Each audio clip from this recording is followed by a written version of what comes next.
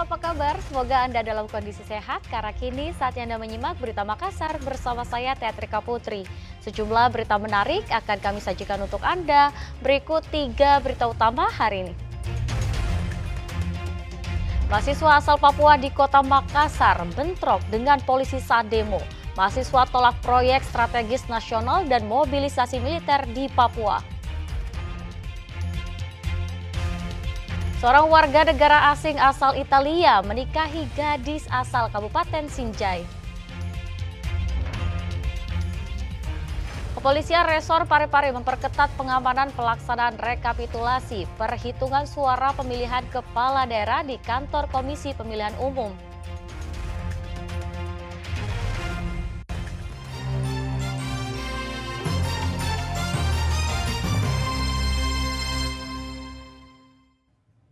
Kita awali informasi pertama, aksi mahasiswa asal Papua di kota Makassar berakhir ricuh. Bentrokan antara massa aksi dan polisi terjadi setelah puluhan pendemo tiba-tiba menyerang polisi yang melakukan pengamanan.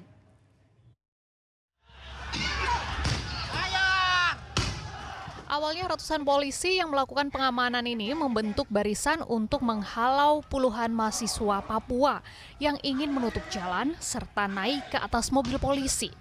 Aksi ini terjadi Senin siang di depan asrama yang berada di Jalan Lanto Daeng, Pasewang, Kota Makassar. Namun aksi itu berujung ricuh. Puluhan massa menyerang polisi menggunakan batu dan balok kayu.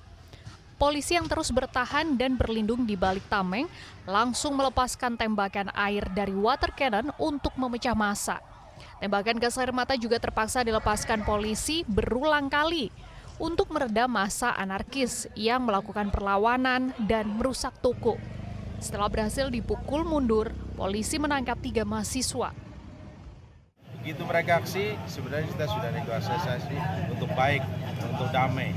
Tapi tadi ternyata mereka anarkis, lempar batu dan sehingga ada satu anggota kami yang kena, kemudian ada juga beberapa yang rusak, sehingga kita lakukan tindakan tegas, tentunya untuk mendorong dan membubarkan mereka. Dan alhamdulillah tidak begitu lama kita bisa mengamankan situasi dan saat ini sudah aman, sudah damai.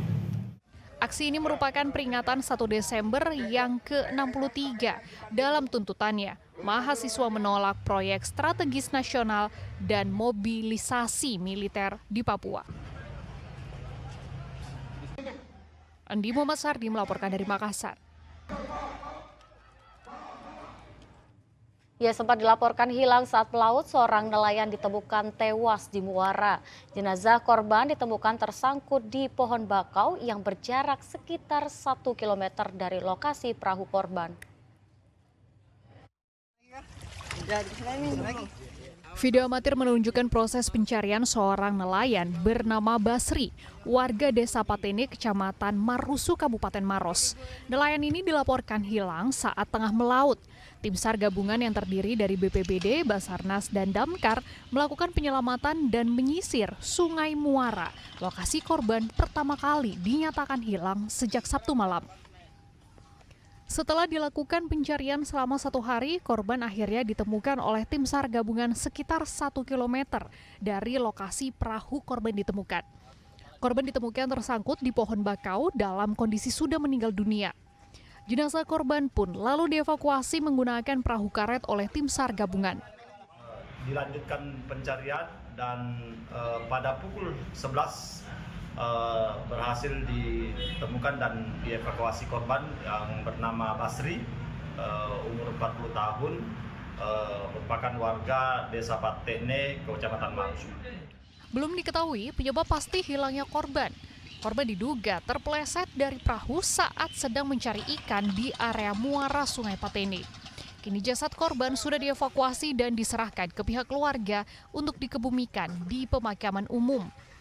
BPBD mengimbau masyarakat untuk selalu berhati-hati dan meningkatkan kewaspadaan khususnya saat kondisi cuaca ekstrim terjadi. Raisa Bu melaporkan dari Kabupaten Maros.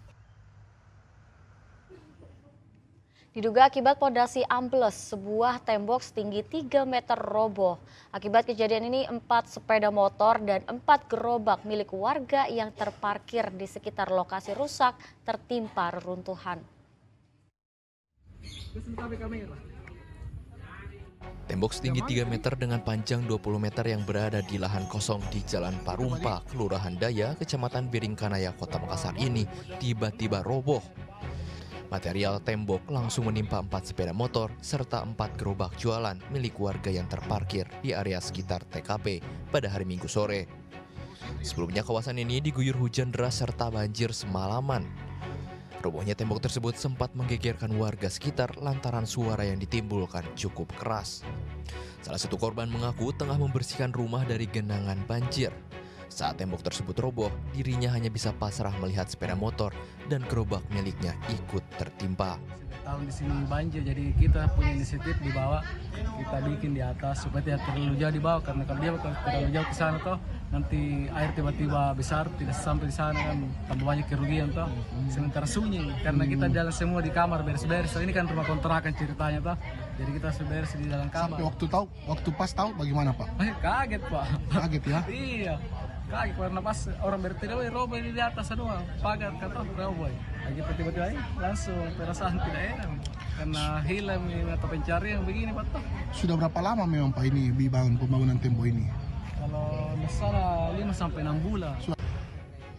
Beruntung tidak ada korban jiwa dalam insiden ini, sementara itu robohnya tembok ini diduga karena tanah di sekitar pondasi yang berada di pinggir sungai ambles. Polisi telah memeriksa penanggung jawab pembangunan untuk memastikan penyebab kejadian ini. Gimana Bu? Untuk adanya kita datangi ke TKP, memanggil korban dan mendata kerugiannya, mungkin sekitar kerugiannya itu 30 jutaan. Adanya pondasi yang berada di pinggir sungai amblas dari hujan yang deras semalam. Warga diimbau tetap waspada terhadap lingkungan sekitar, terutama saat musim hujan seperti ini. Raisa Abu melaporkan dari Kota Makassar. Ya, siapa yang suka olahraga lari? Nah, kali ini ada acara lomba lari di tempat yang tak biasa. Sebanyak 5.000 pelari dari berbagai daerah di tanah air mengikuti kegiatan Air Force Run yang dilaksanakan di area Hanggar Lanut Sultan Hasanuddin Kabupaten Maros. Acara lomba lari ini bertujuan untuk mempromosikan pariwisata dan memperkenalkan kedirgantaraan kepada masyarakat. Area Hanggar Lanut Sultan Hasanuddin di Kecamatan Mandai, Kabupaten Maros, disulap jadi area lomba lari. Ya, lomba lari dengan nama Air Force Run kembali digelar untuk yang ke-6 kalinya. Tahun ini Pangkalan TNI AU Sultan Hasanuddin menggelar acara di area hanggar. Para peserta pun disuguhkan dengan sensasi berlari di tengah runway bersama atraksi pesawat tempur Sukhoi. Ada sejumlah kategori yang dilombakan, yaitu 10 km Open dan Master, serta 5 km Open dan Master.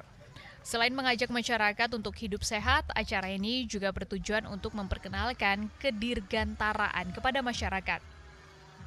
Ini sebenarnya utamanya adalah menampung keinginan masyarakat Sulawesi Selatan untuk minat olahraga. Semua antusias, luar biasa motivasinya. Hari ini kita buat di Lanut Hasanuddin. Nah, ini kita buat di Lanut Hasanuddin ini, kita mencoba nuansanya yang baru, melewati landasan kita sekaligus mengenalkan kedirgantaraan.